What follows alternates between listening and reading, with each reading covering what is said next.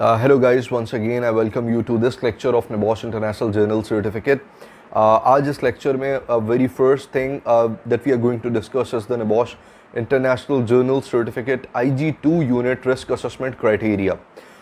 This criteria is really very important to understand because इस criteria की basis पे we are going to develop our report.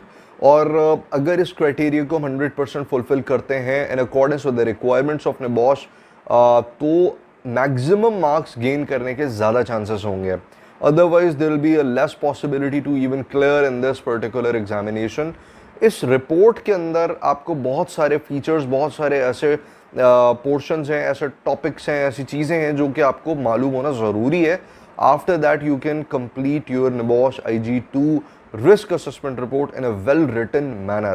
तो देखते हैं कि वो कौन से ऐसे पॉइंट्स हैं जो कि हमें बहुत ज़्यादा फोकस तरीके से लर्न करने की ज़रूरत है. इस क्राइटेरिया को समझने के बाद we will be able to write a demanded report, या इसको हम ये कह सकते हैं कि that is the winning report. After that we will be able to gain maximum marks from the NABOSH IG2 assessor. ठीक है जी. तो let's see in front of your screens the criteria. There are 4 parts. 4 parts हैं इस पूरी report के अंदर that we need to focus on. The first part is related to description of organizations and methodology used. इस section में हम क्या चीज़ें कवर अप कर रहे हैं? पहली चीज़ the name of the organization. This is the checklist. ये चेकलिस्ट आपके पास डाउनलोड्स में अवेलेबल है. इस चेकलिस्ट को जब भी आप अपनी IG2 की रिपोर्ट फॉर्मुलेट करेंगे, इस चेकलिस्ट को आपने अपने सामने रखना है and you need to mark कि आपने इस चेकलिस्ट के अकॉर्डिंगली वो तमाम पैरामीटर्स फुलफिल कर लिए. आपकी रिपोर्ट में ये तमाम रिक्वायरमेंट्स मौजूद है या नहीं. ठीक है जी. The first thing is name of the organization. जिस जगह आप काम कर रहे हैं, जो आपकी कंपनी का नाम है, ऑफिशियल नेम. अब बहुत सारे लोग अपनी कंपनी का नाम जो है वो डिक्लेयर नहीं करना चाहते, तो यू कैन यूज XYZ और you can also use a वेग और फेक नेम जो कि आपकी कंपनी से मुख्तलिफ हो. Second thing is site location. You need to brief your site location. ये कैसे करेंगे? That's what we will see in the next lecture, जिसमें मैं आपको पूरी रिपोर्ट ब्रीफ करूंगा. जो IG2 का सैंपल है that is released by NABOSH, उसको सैंपल की तरह ही आपने समझना है. उससे रिक्वायरमेंट्स हम फैच कर रहे होंगे. Third thing is number of workers employed. उस ऑर्गेनाइजेशन में कितने लोग एम्प्लॉयड हैं, वर्किंग कर रहे हैं इस वक्त ऑन ग्राउंड या ऑफ ग्राउंड, या जो भी लोग उसमें इंक्लूडेड हैं. The journal description includes product manufactured, services offered. उस पर्टिकुलर कंपनी में कौन कौन सी प्रोडक्ट्स जो हैं वो मैन्युफैक्चर की जा रही हैं, कौन कौन सी सर्विसेज दी जाती हैं, and types of the activities along with the shift patterns. Activities क्या होंगी? Once again you don't need to be worried about that, ये मैं आपको आगे ब्रीफ करूँगा. And the shift patterns 24 hours की 3 शिफ्ट चल रही हैं, या 2 शिफ्ट्स हैं 16 आवर्स की, 16 आवर्स की, या फिर 8 आवर्स की एक ही शिफ्ट है, 9 to 5 या 9 to 6 whatever it is. ये आपने चीज़ें मेंशन करनी है अपनी रिपोर्ट में. Then the methodology used to include sources of information from where you have fetched this particular information. ये आपने कहाँ से फेच की है? Number 1. Number 2, who was consulted while preparing this particular report. आपने किस किस से कंसल्ट किया on ground. That is also very important because जो डेटा आप फैच करते हैं, जो डेटा आप लिखते हैं अपनी रिपोर्ट में, that has to be referenced as well. तो वो किसी सोर्स से आपने लिया हुआ है, किसी से कंसल्ट करके लिया है. वो कौन लोग हैं?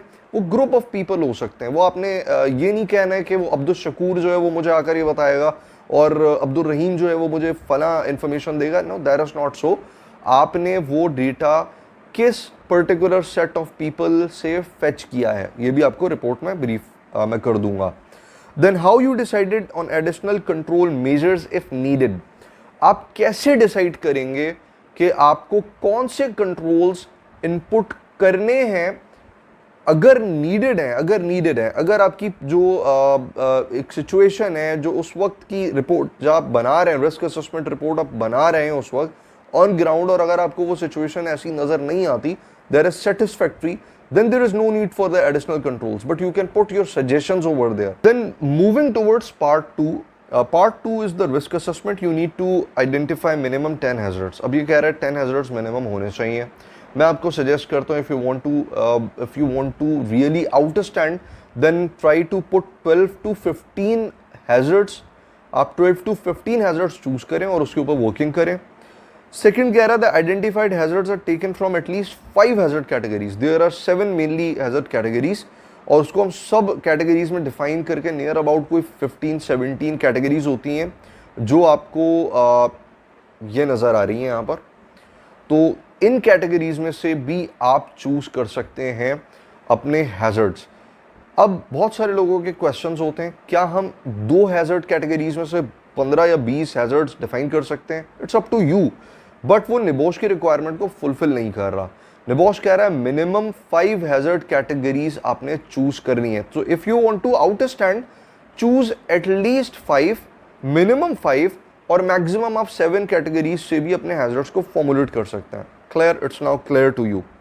आगे another requirement is that each column of the risk assessment table has been completed for each of the identified hazards. जो भी अपने हैजर्ड्स आइडेंटिफाई किए हैं उसके अकॉर्डिंगली आपने पूरा रिस्क असेसमेंट टेबल फिलअप करना है विद द रेलेवेंट इंफॉर्मेशन, अगर आप रेलेवेंट इंफॉर्मेशन या रेलेवेंट कैलकुलेशंस, चाहे वो क्वांटिटेटिव हो क्वालिटेटिव हो, इनपुट नहीं करेंगे तो फिर that would B taken as the negative manner that you are just putting the data, you are just filling the risk assessment form, but you don't know what actually it is। ठीक है जी, तो इस चीज का बहुत ज्यादा अपने ख्याल रखना है।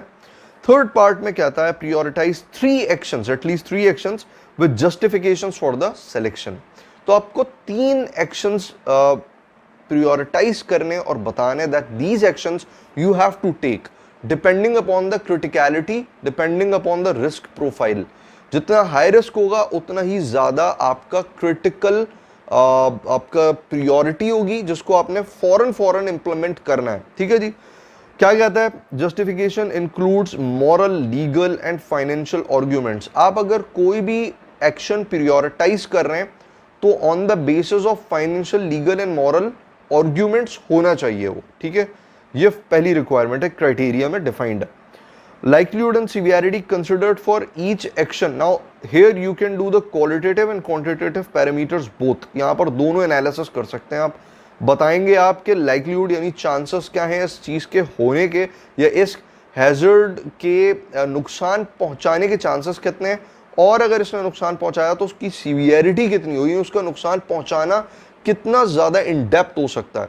तो that is what you will be defining with each action, ये आप डिफाइन कर रहे होंगे। Then description of how effective the action will be in controlling the risk of each action। आपने जो एक्शन दिया है, प्रपोज किया है, जो एक्शन आप लेने जा रहे हैं वो कितना ज्यादा इफेक्टिव होगा टू मिनिमाइज द रिस्क। हम एलिमिनेट नहीं कर सकते बट वी कैन मिनिमाइज हम जरूर कर सकते हैं। ठीक है जी। Part 4 is related to review, communicate and check. तो सबसे पहली चीज रियलिस्टिक रिव्यू डेट। बहुत सारे इंडिविजुअल्स क्या करते हैं, 10 दिन के बाद की रिव्यू डेट डाल देते हैं। Why you are reviewing again and again your risk assessment reports? There is a reason behind that। वो रीजंस क्या है? ऑडिट नोटिफिकेशंस है आपके पास, कोई ऑब्जर्वेशन है, कोई एक्सीडेंट हो गया, कोई इंसिडेंट हो गया, कोई नियर में अकर हो रहा है, आपका जो टाइम पीरियड है जो आपने रिव्यू का रखा हुआ होगा पहले वो कंप्लीट हो रहा है। तो इन तमाम चीज़ों की बेसिस पे आप रिव्यू करते हैं। अब ये मुमकिन नहीं है कि आप बहुत ही शॉर्ट टर्म बना लें, 10 दिन के बाद आप दोबारा रिव्यू करेंगे। तो review should be realistic. Now that is dependent upon various factors. वो वेरियस फैक्टर में क्या है कि कितना रिस्क प्रोफाइल बहुत ज्यादा अगर क्रिटिकल है, कि आपका रिस्क प्रोफाइल कितना क्रिटिकल है। अब जितना क्रिटिकल आपका रिस्क प्रोफाइल होगा उतना रिव्यू डेट आपका श्रिंक हो जाएगा, कम होगा। तो ये चीज़ आपने मेंशन्ड रखनी है, ये चीज़ नोटिफाइड रखनी है, ताकि आपको बहुत अच्छे तरीके से इस चीज़ का अंदाज़ा हो कि आप जो रिव्यू डेट रख रहे हैं वो रिव्यू डेट रियलिस्टिक है या नहीं है। ठीक है जी। Then reasons for the review date given. यहां आप वो रीजंस डिफाइन करेंगे कि जो रिव्यू डेट आपने प्रपोज किए, whether it is short term और whether it is long term, तो इसके रीजंस क्या हैं। तो that is what you are going to brief. And third point, indicate how risk assessment findings will be communicated through broadcasting, through notice boards, through notifications, through emails, through verbal communication, graphical communication, written communication, whatever it is. जो भी आपका methodology of communication होगा वो आप define करेंगे इस portion में। And after that indicate who the risk assessment findings will be communicated to. अब इसमें ये नहीं लिखना है आपने कि that would be communicated to my boss XYZ, उसका नाम है, मैं उसको communicate, no, there is once again a set of people जिनको आपने कम्युनिकेशंस करनी है, वो मैनेजरियल है, वो वर्किंग स्टाफ है, whosoever it is, आपने किन लोगों को ये रिव्यूज, ये फाइंडिंग्स आपने सेंड आउट करनी है, उनको नोटिफाई करनी है, वो कौन सा ग्रुप होगा, दैट इज व्हाट ये आपने आइडेंटिफाई करना है। And finally you need to indicate how will you follow up to check that the identified actions have been carried out. जो भी आपने एक्शंस आइडेंटिफाई किए थे वो इंप्लीमेंट हो चुके हैं या नहीं हो चुके, तो that is another very very important part that you need to ensure. ठीक है जी। सो आई होप कि आपको ये क्राइटेरिया पूरा ब्रीफली समझ में आ चुका है। Now we will be moving towards the report, जो कि सैंपल रिपोर्ट है, और उसको समझते हैं हम कि ये किस तरह से निबॉश ने एज अ सैंपल बनाई है, तो ये फॉर्मुलेट कैसे की है, कौन कौन से की फीचर्स हैं, कौन कौन से लिमिटेशंस हैं that we need to follow, and after that we will be moving towards a sample report जो कि विनिंग रिपोर्ट है। और इस रिपोर्ट ने आईजी के जो भी ओबी एग्जामिनेशन हुआ था उसमें डिस्टिंक्शन गेन की है। सो वी विल अंडरस्टैंड कि हम कौन से ऐसे पॉइंट्स कैप्चर कर सकते हैं, गेन कर सकते हैं, और किन बातों को हमें अवॉइड करना ज़रूरी है। So stay tuned and see you in the next lecture.